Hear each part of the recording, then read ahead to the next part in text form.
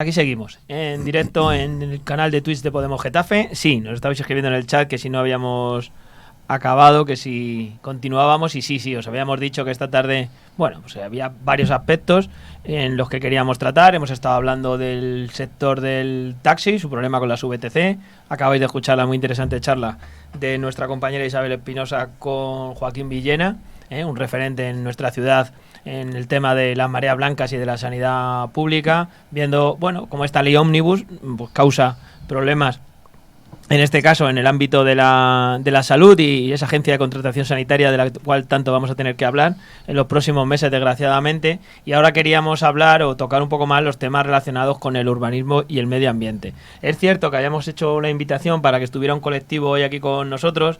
Por cuestiones de premura de tiempo no ha sido posible. Vamos a seguir trabajando para tener otro día la oportunidad de charlar con ellas y ellos, que siempre sabéis que, bueno, lo habéis comprobado esta tarde, que siempre la gente que está metida en estos asuntos son los que mejor conocen propiamente estos aspectos, pero no queríamos dejarla pasar la oportunidad de tratar estos dos temas que son, a nuestro juicio, y la ha comentado al principio nuestra portavoz en la Asamblea de Madrid, Carolina Alonso, como son el urbanismo y el medio ambiente. Son dos de los ejes más significativos que esta ley ómnibus, podríamos decir, destroza en el ámbito regional. Y para ello, bueno, pues me está acompañando, en este caso aquí en el estudio, nuestro compañero, concejal de Podemos Getafe, Miguel Ángel Guerrero. Miguel Ángel, buenas tardes.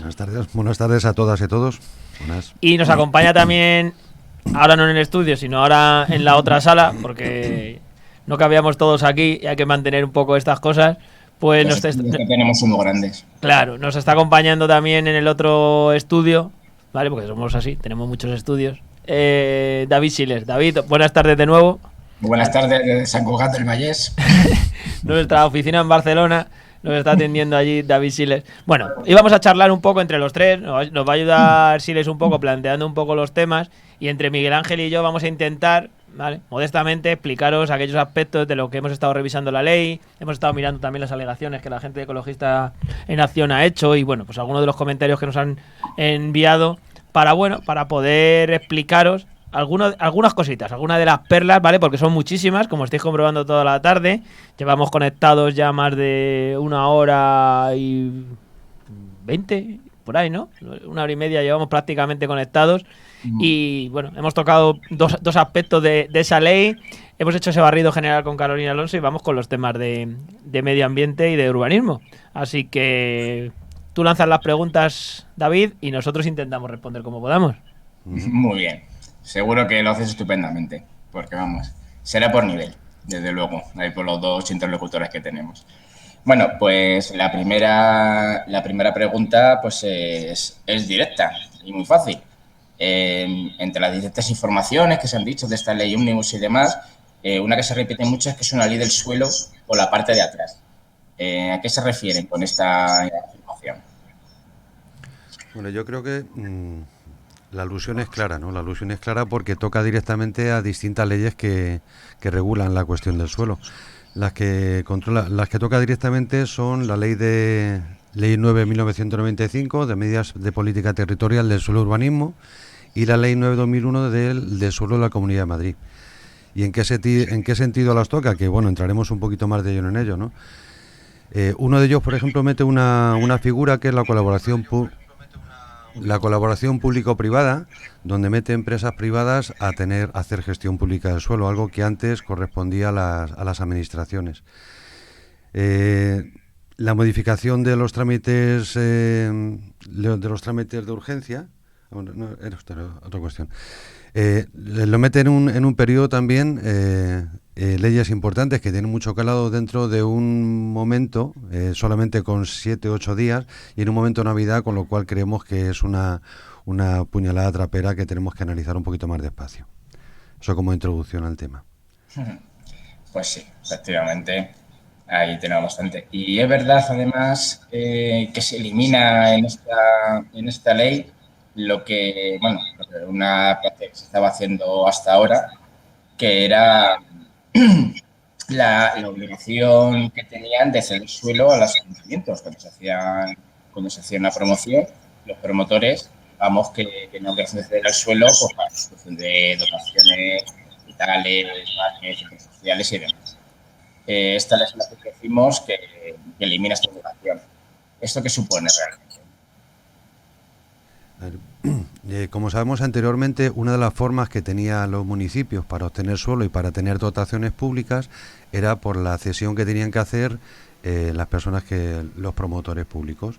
Una parte de ese terreno se dejaba para construir colegios, centros de salud, y con esos terrenos el ayuntamiento podía hacer distintos servicios públicos.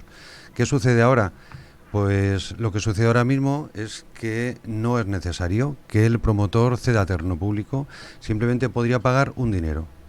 ¿Qué supone esto? Pues al poder pagar un dinero, tener esa opción de pagar un dinero, nos vamos a encontrar con barrios mucho más, con mucha menos posibilidad de dotación. Esto es bastante importante, porque fijaos, por ejemplo, en Los Molinos, Buenavista, que han tenido sitios o lugares que han cedido al ayuntamiento para poder hacer los colegios, hacer los institutos, hacer centros cívicos. Todo esto desaparecía o tendría la posibilidad de desaparecer con esta ley, lo cual deja, bueno, bastante facilidad que si un promotor tiene el dinero suficiente, tenga una mayor capacidad para construir. Digamos que potencia lo privado, potencia la parte de construcción y deja un poco de lado la parte pública, la parte donde el ayuntamiento tiene recursos para poder ampliar sus servicios. Entonces esto es, dicho así pronto, pero es muy importante, porque nos va a quitar un recurso muy importante para hacer de nuestros barrios algo más que viviendas, algo más que edificios. Claro. ¿Y es cierto que permitirá edificar en espacios protegidos en la Comunidad de Madrid? ¿Está bien? Sí, exactamente. Se quitan las regulaciones para los espacios protegidos y aquello que era más, que tenía que tener por lo menos una justificación. Con la ley anterior tenía que justificarse por qué se construía y las características que tenía. Todo eso se va a regularizar, o sea, se va a flexibilizar mucho más. La flexibilización, esa especie de venta mediante palabras bonitas, cómo nos va vendiendo las cosas, pues todo eso se da mucho más sencillo a partir de ahora con este proyecto de ley. Otro de los cambios es la modificación de la regulación de los planes de interés general. O sea, esto lo que hace es permitir la construcción en terrenos no urbanizables, que antes estaban excluidos. Vale. ¿Esto cómo nos va a afectar? Sí, los planes de interés general, digamos que eran zonas que podían incluso corresponder a municipios distintos, zonas que se les consideraba un cierto interés, por interés económico y demás, y se podían hacer ciertas actuaciones con una normativa más específica, digamos, de alguna manera. Pero también tenía restricciones, había que ver a qué interés respondía, tenía una serie de controles. Por ejemplo, Eurovegas fue una regulación que se hizo para intentar meternos ahí una especie de casino, bueno, una especie no, un casino, claramente. Regulando para que eso fuera así. Aún así, eso tenía ciertas restricciones porque, bueno, de cara a la ley del suelo se requería que tuviera cierta justificación las actuaciones. Todas esas justificaciones, digamos, van desapareciendo. Se hacen, lo mismo va a ser la misma tónica en toda la charla, se va a hacer más flexible, de manera que no sea mucho más fácil tener una zona con una regulación específica y sea mucho más fácil pues construir y hacer cualquier tipo de infraestructura hotelera o infraestructura de negocio que alguien considera que es de interés para la región. Entonces todo esto facilita mucho más esa cuestión que estaba un poquito más controlada. Lo que pasa es que es curioso cuando hablamos de eso, ¿no? De flexibilidad, porque adquirimos el marco, no sé si me explico, del lenguaje, porque la realidad es que no es que sea más flexible. Es decir, lo que hacen es facilitar los controles que tiene la administración para regularlo. Estabas hablando antes de esa cesión de suelo público, ¿no? Cuando se dice, no, hombre, es más flexible porque no tiene que ceder suelo, pero que te va a dar el dinero. Imaginaros, ¿no? En las circunstancias económicas en las que estamos, y algunos, bueno, pues conocemos esta situación en los ayuntamientos, si llega el promotor y te cede y te dice, mira, te voy a pagar el dinero que vale, porque entendemos que se hará de una manera legal, el dinero que vale esa cesión de suelo. Si esa cesión de suelo te la doy en dinero, ese dinero, si entra en las arcas municipales, ¿vale? Con las condiciones que hay en este momento, financieras que tienen los ayuntamientos, los límites que tienen, es decir, ese dinero puede ir en muchas veces que vuelva directamente al propio banco porque tenga una deuda y lo acabe cobrando el banco en el caso de las condiciones económicas que tenga cada ayuntamiento, ¿vale? En ese caso, ya con sí la dificultad es en cambio con el suelo. Ese suelo sí que se puede dar, es patrimonio público, incluso a futuro. Todos sabemos que vale mucho más el suelo prácticamente que el dinero, es decir, el patrimonio público que hoy, habla antes Miguel Ángel de Desarrollo de Molinos y Buenavista, esas cesiones de suelo dotacional no valen lo mismo hoy que en 2010 cuando se hicieron. Evidentemente, el valor de ese suelo ha incrementado su valor, con lo cual están los ayuntamientos en este caso, o incluso los municipios, no solo la propia administración, sino la ciudadanía, perdiendo valor con este cambio. Porque ese cambio también afecta, digamos, a la contabilidad, por llamarle de alguna manera, de las cuentas públicas, porque también, aparte de que se pierda ese espacio, es decir, se está perdiendo valor el que se le da, digamos, pues al terreno, ¿vale? Porque todos sabemos que ese suelo vale más, ¿vale? Otra cosa que además no discrimina esta ley entre si esta cesión de suelo se hace de una manera o de otra, y no es lo mismo una junta de compensación, por ejemplo, que una expropiación que se haya hecho. Es decir, las cuestiones son distintas, es decir, no evaden el beneficio que tiene el promotor cuando es la propia administración la que hace un desarrollo urbanístico, ¿vale? En ese caso no lo quieren evadir, ese límite no se lo quitan a la administración, pues cuando hablan de flexibilidad flexibilizan solo para el lado que les interesa siempre, nunca para el lado que no les interesa. Es decir, sí que quieren utilizar cuando les interesa en determinados aspectos el poder que tiene la administración. Son estos liberales o neoliberales defensores de esa libertad normalmente de saltarse controles, como estamos viendo toda la tarde. De eso va toda la ley, de hecho. De hecho, otra ley que modificará esta ley Omnibus es la ley 2/2002 del 19 de junio, que es precisamente la de evaluación ambiental. ¿Qué supone su modificación para las personas que vivimos en Getafe? En Getafe y en toda la Comunidad de Madrid. Sí, yo creo que esta sigue la senda ya de la modificación que se hizo en el 2014. No sé si recordáis cuando Ignacio González, que para evitar las denuncias por ruido en un centro de bodas que tenía una socia de su mujer, pues bajó el nivel de calificación de ruidos y ya se podían emitir los 90 decibelios que en un principio no se podían emitir. Entonces, toda esta serie de regulaciones van a bajar todavía más los niveles que tenía la evaluación ambiental. Entonces, habrá que estudiar concretamente en qué sentido, que eso nos queda un poquito tiempo porque no nos ha dado tiempo a ver toda la ley, todo lo que comprende, pero evidentemente todo eso se vuelve a bajar para poder, seguir poniendo chiringuitos, seguir, pasando por encima de la regulación que había anteriormente, vamos. Sí, son esas cuestiones que estamos diciendo, ¿no? Que esas normas que se quitan para un lado solo, ¿vale? Porque es verdad que creo que sí que está aceptado que en determinados contextos no pueda haber un exceso de normas o de regulaciones. Nosotros últimamente, y además aprovechamos y esta semana vamos a hablar de esto de los paneles solares y tal, luego lo comentamos, pero ahí sí que hemos visto que hay algunos problemas regulatorios en los cuales, pues hay que intentar agilizarlo para que la ciudadanía, para que el vecino o la vecina pueda instalar esos paneles solares con la mayor agilidad posible o con la mayor celeridad. Y en ese caso, por ejemplo, esos asuntos prácticamente ¿No se flexibilizan tanto? No se tocan ni se abordan. Es verdad que ha habido una modificación en este sentido también en la Comunidad de Madrid, hay que reconocerlo, las cosas como son, ampliando en este espacio, pero suelen ser bastante menores de los que se aplican en este grado a las grandes empresas, a los grandes promotores, a los que se les suele dar más facilidades, cuando en este caso además son los que tienen mayores capacidades para hacerlo, ¿vale? Porque las declaraciones de impacto ambiental, que además en esta ley, y vamos a verlo ahora durante este ratito que nos queda, suceden muchas cuestiones que lo que se quita es que parece que es un estorbo el impacto ambiental cuando, pues en este caso estamos hablando de urbanismo y puede parecer que, pues todo el mundo ha escuchado nombres que porque había allí... pero es que además se quitan la declaración de impacto ambiental y lo vamos a ver ahora en espacios protegidos, con lo cual es que es un ataque directo a todo ese ámbito. Otra preguntita. ¿Qué son las entidades privadas colaboradoras en materia urbanística? Lo que se conoce como EPCUS. Esto es una nueva figura que se ha metido actualmente cuando hay una una licencia urbanística, una declaración responsable urbanística, actúa generalmente, o así lo decía la ley anterior, actúa la Administración, porque la Administración es garante, actúa de cara a la ley y también tiene deber de transparencia. ¿Qué se ha hecho ahora? Se ha metido un elemento intermedio, digamos, la posibilidad de que una empresa privada pueda actuar también entre la Administración y los promotores. Con la capacidad, además eso es importante, con la capacidad de otorgar la licencia urbanística y declaración responsable urbanística. Entonces se van a constituir estas entidades privadas, da la posibilidad también el proyecto de ley de que se hagan normativas municipales para regularlas y se pueda acoger uno o no se pueda acoger, o puede ser aconsejado o no por el ayuntamiento.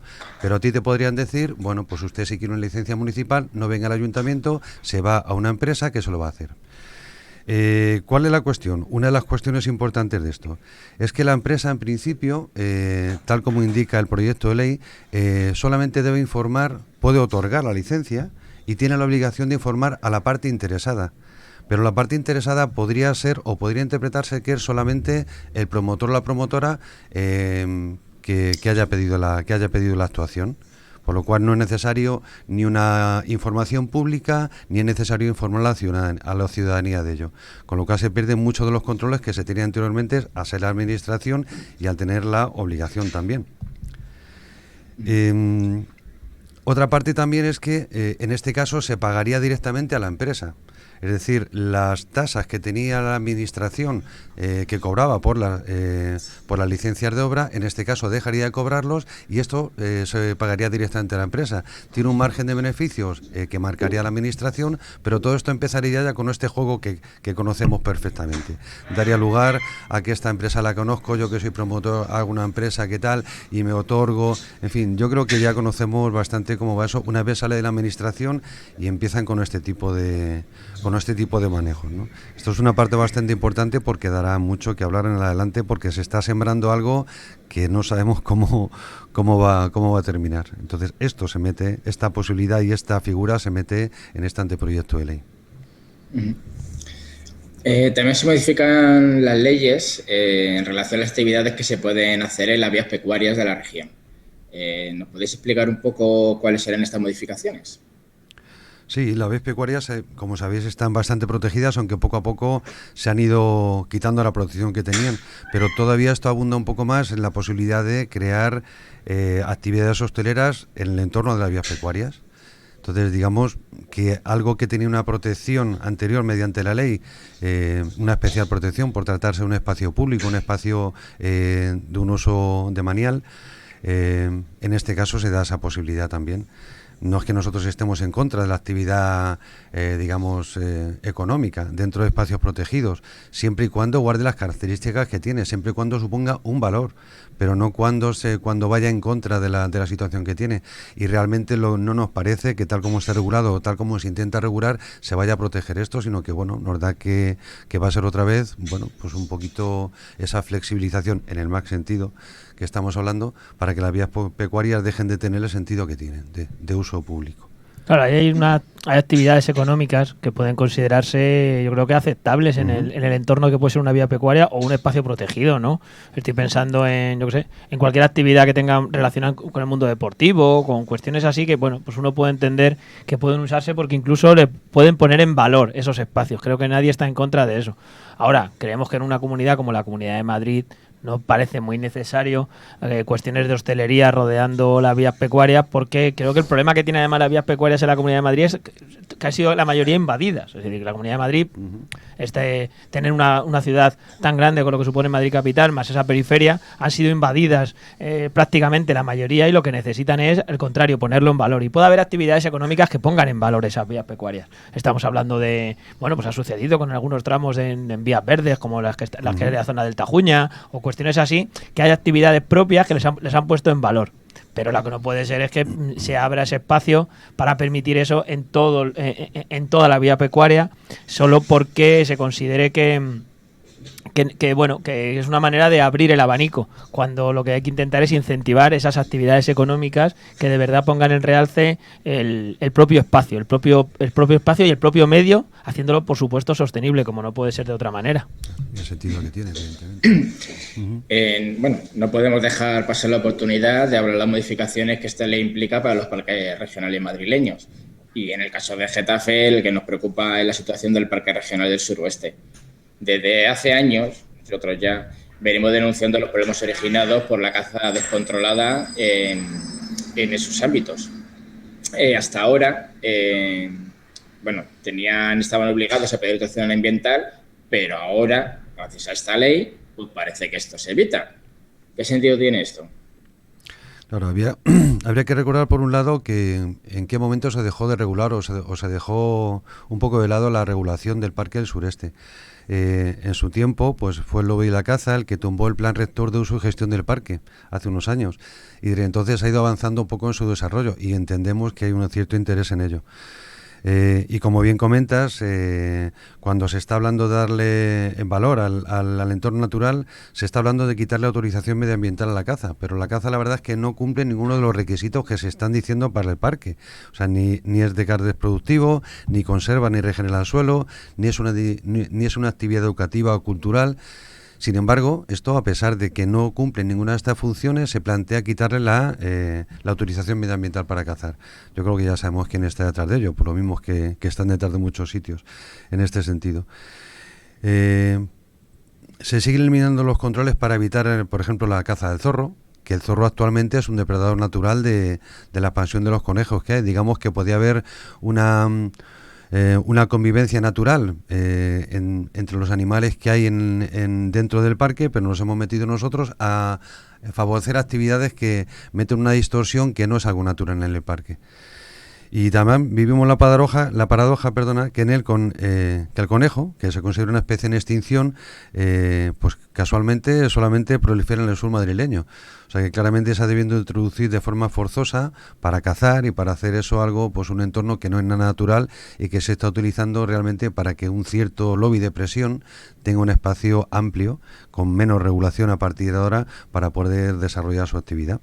No deja de ser curioso en ese ámbito, Miguel Ángel, que en el caso ese, como bien explicabas, está esa situación, ¿vale?, de que muchos agricultores, sobre todo en la parte, me acordaba ahora porque hacíamos antes referencia a la zona del Tajuña, y ahí donde ha habido algunas denuncias, en este caso de agricultores de la zona, es una zona donde más quedan, ¿no? Estaría, digamos, al otro lado del Parque Regional del Sureste.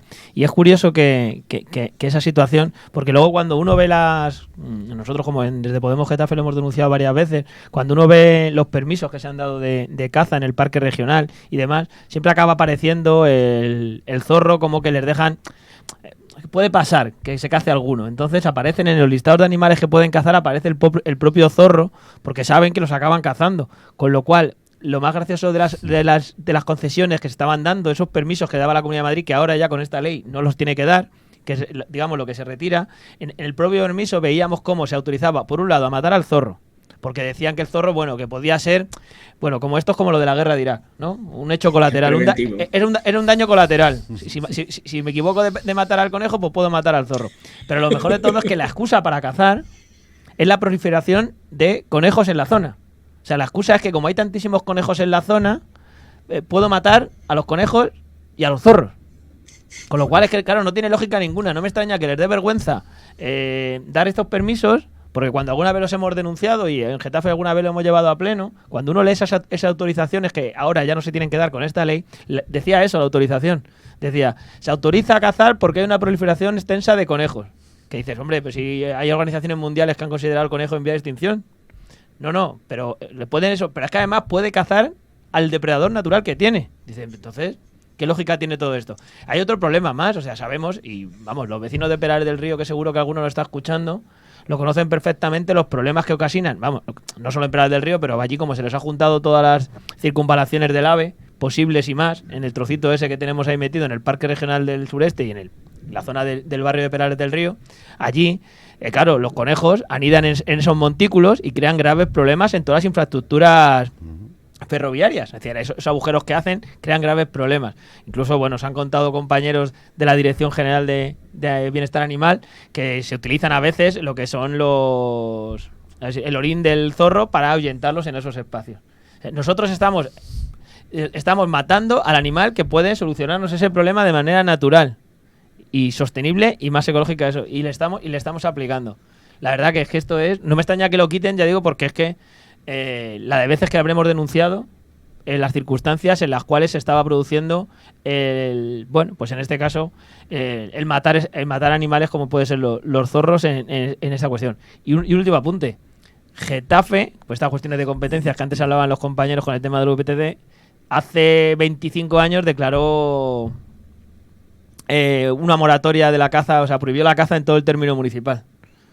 No valía para mucho porque no eran competencias, son cosas que se hacen a veces en los plenos que no sirven para mucho, pero creo que fue en 1996 donde el pleno del Ayuntamiento de Getafe aprobó una moratoria de la caza. Getafe, según el pleno del Ayuntamiento, no se debería poder cazar. Lo que pasa es que no es competencia municipal, en este caso es competencia autonómica y siguen siendo. Y ya no vamos a hablar de los problemas que ocasiona en el Parque Regional del Sureste la caza, porque ha habido bastantes conflictos con la gente que va a andar en bicicleta o conflicto porque, claro, no solo usan los caminos, los cortan, en algunas situaciones ha sucedido, ha habido que llamar a la policía local, ha habido graves conflictos, pues en cuestiones, claro, pues de disparos, de esto, porque está claro que la caza, y fue el principal problema cuando se tiró abajo el plan director de uso y gestión del parque, porque fueron los cazadores los que lo echaron abajo. Y eso acabó en el Tribunal Supremo, como no estaba bien redactado, y entonces no tenemos plan de rector de uso y gestión en el Parque del Regional del Sureste por esta cuestión, porque no contemplaba la caza como una actividad allí, se consiguió tirar abajo gracias a los grupos ecologistas, y todavía desde entonces esto colea.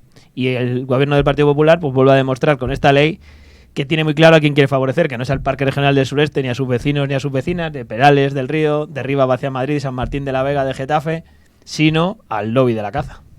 Claro. Y no solo la caza, porque además esta ley facilita también la exención de esta autorización ambiental a la instalación de tendidos eléctricos en zonas de especial protección para las aves. Y con lo que supone esto para la instalación de megaplantas fotovoltaicas en espacios protegidos, como acabamos de ver hace poco con el Parque Regional del Suroeste.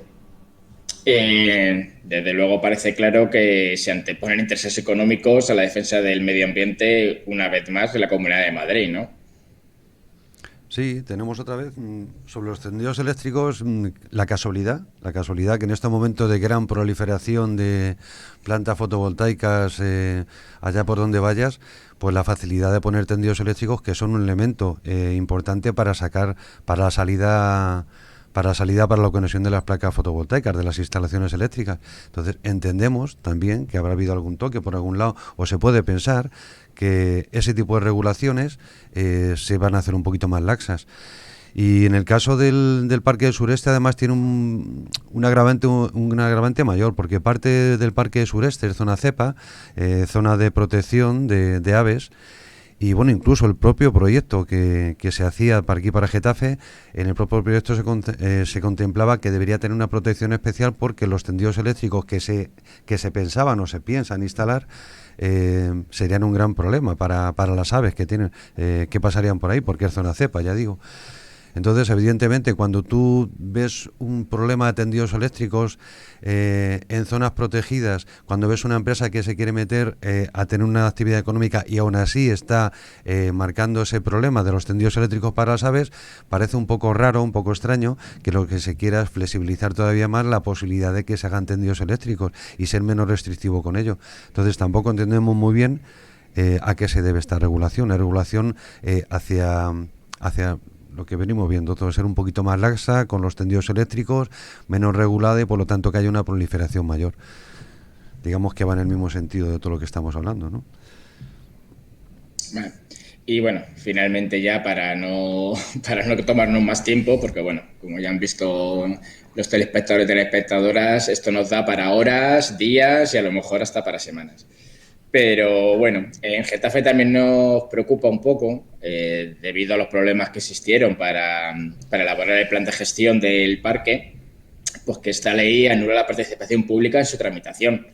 Básicamente, pues otro despropósito más, ¿no? Exactamente, yo creo que ya estamos acostumbrados a que la falta de participación pública es la marca de la casa del Partido Popular. Allá donde vaya, estamos hablando de a nivel comunitario, a nivel Getafe. Yo, bueno, por recordar un poquito lo de Getafe, sabemos que los 4 años que estuvieron, una de las cosillas que hicieron fue acabar con todos los consejos sectoriales. Es decir, la participación pública les sobra. Y en este caso, a pesar de que les sobre, deberían haber cumplido simplemente la ley de procedimiento común de las administraciones públicas, que establece la necesidad de incrementar la participación ciudadana en el procedimiento, en la elaboración de normas, entre las que destaca la de recabar la opinión de la ciudadanía y las empresas acerca de los problemas que se pretenden solucionar con la iniciativa. Es decir, una ley que está diciendo, a ver, vamos a legislar, vamos a condicionar vuestras vidas en cierto sentido, aunque la gente no lo conciba como tal, pues que lógico será que ustedes conozcan cuáles van a ser las condiciones y que tengan la capacidad de hacer aportaciones a esa ley. Bueno, pues todo eso se ha traducido desde Nochebuena hasta Nochevieja y un poquito más en periodo de Navidad para hacer pues unas 35 leyes o 40 leyes que se van a modificar, poder llegar a ello. No llegan ni siquiera los colectivos que tienen gente más especializada, que están intentando llevar a remolque esto, pues apenas han llegado a ello. Mucho menos la ciudadanía, que debería leer tranquilamente y para poder saber cuáles son sus perjuicios. Y sí me gustaría comentar una cosilla final, y es que esto, aunque parezca una cuestión política, aunque sea más de partidos políticos, de colectivos, de asociaciones, estamos hablando de algo que va a influir en nuestra vida cotidiana. Estamos hablando de nuestra sanidad. O sea, no es que los políticos vayamos más a la sanidad que los demás, sino que cuando vayamos a nuestros centros de salud, cuando salgamos a nuestros campos, cuando veamos que nuestros barrios tienen menos zonas donde se puedan hacer infraestructuras comunes, todo eso es lo que se está cocinando aquí. Y todo eso es lo que nos va a condicionar y que con el tiempo veremos, que tengamos muy presente que esto va a ser lo que va a condicionar el resto. Y aunque sea un poquito más difícil de comprender, porque bueno, puede ser un poquito más complejo, pero esto es de interés de la ciudadanía y tenemos que intentar poner un poquito de empeño en comprender qué es lo que se hace y quién lo está haciendo. O sea, porque esto no está separado de luego. Esto corresponde a un estilo, una forma de hacer las cosas que concretamente, en este caso es del Partido Popular, pero que evidentemente no solamente de ellos. Entonces, tener en cuenta de dónde vienen las cosas y qué es lo que está sucediendo. Antes de la cuarentena, José Luis, que alguna cosa que quieras poner. Me ha quedado por ahí algo y madre mía. La almendra. Es para subir la audiencia. Vamos con las preguntas, ¿os parece? De los espectadores. Si tenéis por ahí preguntas. Venga, a ver si hay alguna pregunta por ahí. A ver, nos escriben por ahí. Vale. No entiendo, un promotor puede hacer sobre un suelo. Entiendo que un promotor puede hacer sobre un suelo. Pues con la legislación nueva... Un puede hacer sobre un suelo. Con lo que quiera. Claro, me depende del suelo. Todavía hay algunos límites. No es que pueda hacer lo que quiera sobre un suelo. La cuestión es que lo que hace esta normativa, como ha explicado antes Miguel Ángel, es ampliar aquellas cosas que sobre algunos suelos antes no se podían hacer y ahora con esta ley, con esta norma sí, ¿no, Miguel Ángel? Estamos hablando sobre todo de los suelos no urbanizables, que son los más... Exactamente. Amplía la posibilidad de construcción, o sea, la posibilidad de hacer construcciones, de hacer actividades económicas, digamos, con menos regulación. Y también da la posibilidad, como decíamos antes, de que esa promoción no se haga mediante la administración y por lo tanto asegure un ajuste a la norma, sino que se pueda hacer mediante una empresa privada, que es un nuevo elemento que se ha metido en este anteproyecto de ley. Entonces digamos que hay una amplitud de mira. También, en cierto modo, y lo decíamos con la empresa privada que se mete, el promotor va a tener que pagar más posiblemente, porque las tasas que se ofrecían por parte de la administración eran tasas públicas reguladas y ahora el propio promotor, incluso aunque se pudiera considerar en muchos casos beneficiario, se va a tener que ver con las empresas que van a entrar en el juego de compra-venta, de precios, yo te lo hago más barato, más caro, te quito, te pongo, en fin. Todo eso va a empezar a funcionar a partir de ahora con esta regulación. Bueno, y otra pregunta. ¿Qué pasa con la Agenda 2030? Pues esta la puedo responder. Eso, yo, ¿no? ¿Qué pasa? No, José Luis. Esa es para ti. La agenda, imagino que te refieres en relación con todos los incumplimientos que esta ley provoca sobre la Agenda 2030. Más que nada porque no hemos mencionado en este caso nada de la Agenda 2030. Entiendo que te refieres a eso.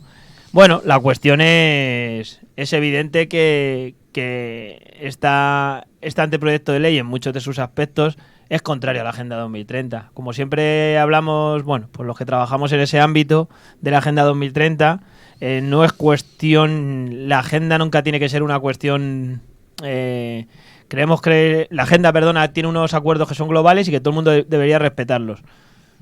Está claro que no todo el mundo los respeta y en este caso esta ley en parte va en contra de muchas de las cuestiones que marca la agenda. Por eso, algunos, desde las instituciones en las que estamos trabajando, exigimos que la Agenda 2030 no se quede solo en que todo el mundo se pueda poner el pin o medirlo, sino, perdón, eso, que sean políticas que luego se puedan medir y que luego veamos si van en el sentido correcto en el sentido correcto que marca la agenda. La agenda es un espacio transversal en el cual abarca muchas cuestiones y en el cual, bueno, pues la protección del medio ambiente, la protección de los espacios naturales es una de las normativas y en este caso, como ha explicado Miguel Ángel en las últimas preguntas, pues evidentemente va en contra de la Agenda 2030 esta regulación. La cuestión es que, bueno, pues mañana saldrá el gobierno de la Comunidad de Madrid diciendo que cumple la Agenda 2030. Porque mientras que no seamos capaces entre todas y todos de darnos unos indicadores y unos controles que marquen una serie de líneas con las metas que tenemos que aplicar en los territorios, que por ejemplo lo que estamos intentando hacer en Getafe, pues evidentemente cada uno podrá decir eso las veces que quiera. Efectivamente. No sé si hay alguna preguntilla más por ahí en el chat, que ya llevamos aquí 2 horas. Esto aquí nos sentamos y 2 horas es casi el tiempo mínimo. Venga, a ver si hay una pregunta por ahí. Yo la leo de ahí, no la podemos pasar. Bueno, la podemos, eso. A ver, en urbanismo, ¿qué se sabe de la vereda de la Torrecilla, de la petición de la desafectación para comunicar el futuro parque regional con el resto del municipio o Perales con los servicios? Bueno, esto no está en la ley tampoco, pero sí que os podemos decir que nosotros sepamos, no hay ninguna petición para desafectar lo que es la vía pecuaria de la vereda de la Torrecilla. No sería futuro parque regional, porque el parque regional ya lo es. Yo sé que a veces, por el estado de degradación al cual le somete los gobiernos del Partido Popular en los últimos 20 años, pues no me extraña que todavía haya vecinas y vecinos que no lo consideren como tal. Pero en un principio, digo, no hay ninguna petición de desafectación que nosotros conozcamos en este momento. Ya digo, no aparece esto en esta ley. Y para comunicar a Perales con su servicio público, pues estamos esperando a que la Comunidad de Madrid cumpla con su compromiso de hace más de una década, en la cual, bueno, pues es esa famosa rotonda y esa vía que unirá Perales del Río con Getafe, en este caso, atravesando el barrio de Los Molinos. Ese es el espacio donde la Comunidad de Madrid, que es la entidad, en este caso competente, tiene que desarrollar el trazado para esa otra vía, aparte de las que ya existen, como son la M45 y la salida de la M50. La verdad que el futuro parque regional, en un principio, creemos que no necesita más vías de conexión, sino lo que necesita es que se apruebe, como os decía antes, ese plan regulador de uso y gestión, que se dote y que se tomen las medidas eficaces para que todas esas actividades que se producen en el parque y que van en contra de la cuestión. Y bueno, pues nosotros seguiremos trabajando sobre todo para recuperar la parte que nos toca en este caso, que es la del río, y recuperar el río Manzanares a su paso por Getafe, que es un trabajo del que estamos haciendo, que debería hacerlo también la Comunidad de Madrid, pero que en este caso está trabajando en el Ayuntamiento de Getafe. Así que yo creo que ya no hay más preguntas, nos dan por ahí las gracias. Gracias a todos los que nos habéis estado escuchando esta tarde. Muchas gracias. Como sabéis, es un tema complicado, es un tema amplio, habéis visto, llevamos 2 horas y creo que nos faltan todavía algunos temas que tratar. Podríamos haber hablado lo hemos hablado con Carolina Alonso, el tema del juego, que se permite la publicidad, bueno, el tema del ingreso mínimo vital y su complementariedad que hemos hablado. Es decir, hay temas que podríamos habernos extendido más en el tema de servicios sociales. Es decir, una de las novedades que trae esta ley también es que a partir de ahora, bueno, pues en el tema de los servicios sociales se va a compartir el historial de los servicios sociales entre todas las delegaciones y lo plantean como esto es una hazaña que han conseguido, con lo cual, claro, en el siglo XXI andar todavía con estas cuestiones, de verdad que, bueno, pues a veces sonrojan cuando las lees. Así que daros las gracias y sí contaros, bueno, va a dar las gracias a Siles, así le despedimos, que le tenemos ahí en el otro lado y cambiamos de cena para que vaya a ir recogiendo en San Cugat del Valle mientras que pueda.